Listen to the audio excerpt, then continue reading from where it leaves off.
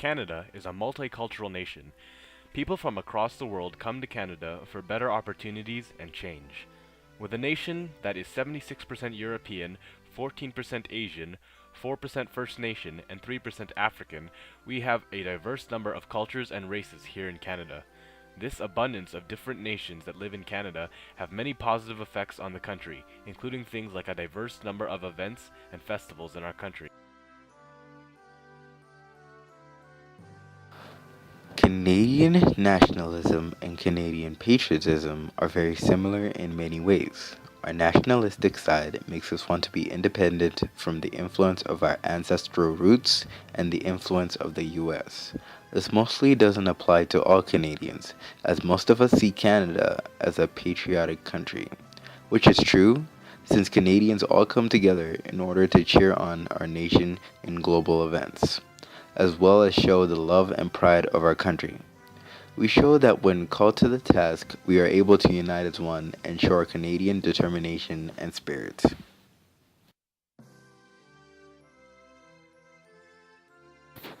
The Statute of Westminster was something that directly afflicted Canada. It deemed that Canada would be ruled by Canada, but the problem with this was that they had a request and consent provisions in the statute, meaning that in order to pass laws, they would have to ask the British government to see if the law was applicable with them. But come 1982, when the Canada Act came into effect, the provision was removed, whereby the British Parliament had a general power to pass laws extending to Canada at its own request. The fur trade was one of the earliest and most important industries in Canada. The fur trading industry played a major role in the development of Canada for more than 300 years. As well, it still plays a role today. Things such as the current companies called the Bay were all part of the Hudson Bay Company, something that spawned from the fur trade itself. As well, this continues to make the Canadian economy grow larger and larger for the years to come. November 7, 1885. The Transcontinental Railway is completed. Also an important piece of history, because it was the first step that the Canadian government made in order to unite Canada as a whole, which is a goal we still strive for currently, as we strive for peace among our provinces and to bring the nation together once again. Many historians and writers consider the Canadian victory at Vimy a defining moment for Canada. It showed that even though we had lived under Britain's rule for several years, we were capable of doing things our own way, the Canadian way.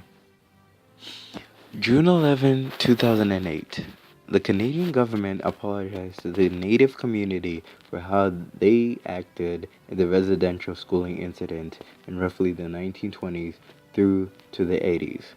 This is an important part of our history because it's rare for any government to admit that they were wrong, showing how Canada was growing as a nation and continued to make up for their mistakes. January 28, 1916.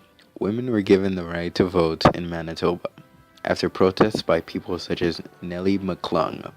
This was an important day for Canada because we were able to step past segregation of the sexes and bring us a step closer to what Canada is today, a nation where all men and women are free of segregation based on sex or race. During World War II, Canadians started to become more and more fearful of enemy aliens that might be in Canada. Even though the British warned Canada to not act discriminately against these groups, they did it anyway. One of these groups included the Japanese people in Canada, because after the attack that the Japanese did on Pearl Harbor in the United States, Canada decided that action was needed. That is how the War Measures Act came into existence. This act allowed people to be arrested or detained without any real proof as long as they were of Japanese descent.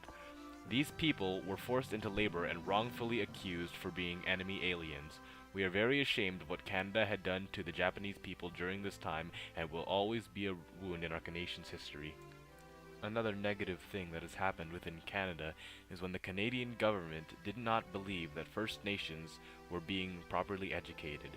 So the Canadian government kidnapped First Nations children and put them in residential schools that taught them being Aboriginal was inferior to Western culture. The Aboriginal children were taught that their culture, beliefs, and ways of life were not correct, and they were in school to be educated about the superior Western way of life. The Canadian government indoctrined them and controlled the Aboriginal youths. This was another shameful display in Canadian history, and it has resulted in a sour relationship between the Canadian government and Aboriginal people today. When the Canadian Railway was being built, the government hired many Chinese workers to work on the railroad for cheaper pay. However, not only were they paid less, but they were given more dangerous jobs, such as clearing and grading railways' roadbed. They blasted tunnels through the rock. There were many accidents, like fires and disasters. To add on to this, there was no proper medical care to save them. This was a clearly racial discrimination against the Chinese people, and is just another example of a black spot that Canada is not proud of. However, not everything was slum and glum in Canada. A prime example of positive nationalism inside of Canada is Terry Fox. Terry Fox was a man who was afflicted with cancer, and as a result his right leg had to be amputated, but this did not stop Terry from living. This only motivated him more. This motivation turned into his mission. His mission was to run across Canada, starting from the east and finishing at the west. He ran for cancer research and awareness. Unfortunately, 143 days into his mission, cancer had stopped him from completing his journey. Even though this happened, we are still incredibly proud of Terry and what he stood for, and it is still celebrated today. Millions of people run on Terry Fox Day to raise money and awareness for cancer. We're proud of Terry's accomplishment, and this has had a great impact on how Canada is viewed today. In 1995, the government in Quebec wanted to separate from the rest of Canada. Quebec wanted to become its own country, and people around Canada banded together in order to tell Quebec to stay with Canada. There were many signs and posters saying things like, "We love you, Quebec," or "It wouldn't be Canada without you." The vote was a close 51% in people in favor of staying in Canada. This shows a time in Canada's history when Quebecers felt Canadian nationalism, and it showed when the votes were released. A final example of our positive nationalism is Louis Riel. Louis Riel was a Canadian politician, and he stood up for the Métis' basic human rights. The Métis were mistreated by the Canadian government, and Louis Riel went against the government, and he succeeded in getting his point across that treating them unfairly was wrong.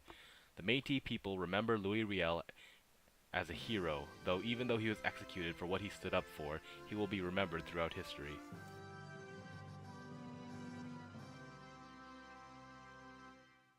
Canada is viewed as a peaceful and quiet nation, but when it came to World War I, we had a massive impact on the outcome of the war. Some of our accomplishments are the Second Battle of Ypres, in which it was the first time Germans used gas on their enemies, and Canadian soldiers saved themselves by covering their mouths with handkerchiefs soaked in their pee. The ammonia in it would weaken the gas so that less Canadians died, and they were able to hold out long enough for reinforcements to arrive. Another example of our contribution to the war is when Canada captured Vimy Ridge. Vimy Ridge had been impenetrable for 2 years, but Canada captured it in a mere 3 days. Canada contributed a lot to the eventual victory of World War I. Our deeds and accolades are not forgotten by anyone, keeping missions since we are a part of the United Nations. There are several examples of Canada sending people to keep the peace in different countries. For instance, during the United Nations operation in Congo, Canada sent 1,900 servicemen in total to assist with dealing with the country's mutinies. There are many examples of Canada trying to keep the peace events, such as the United Nations Emergency Force Middle East, United Nations Interim Force in Lebanon, United Nations Transitional Administration in East Timor, to name a few. Canada is doing its part, sending people overseas far and wide to help keep peace where needed, and we're proud of it. But it isn't always about blood and gore when having a positive impact on the world.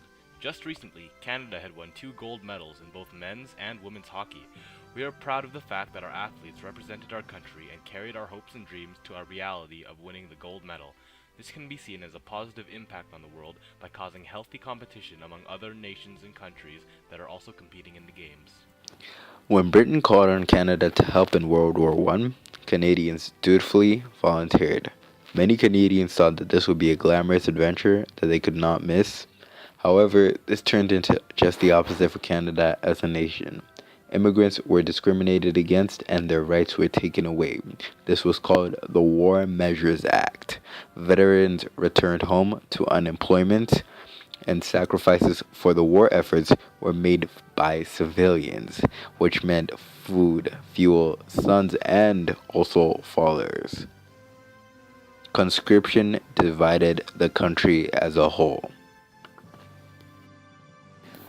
December 12, 2011, when Canada declared that they were pulling out of the Kyoto Protocol, this hurt our view as a nation. It made us seem as if we were abdicating our international responsibilities and as if we seemed to have no faith in changing the world for the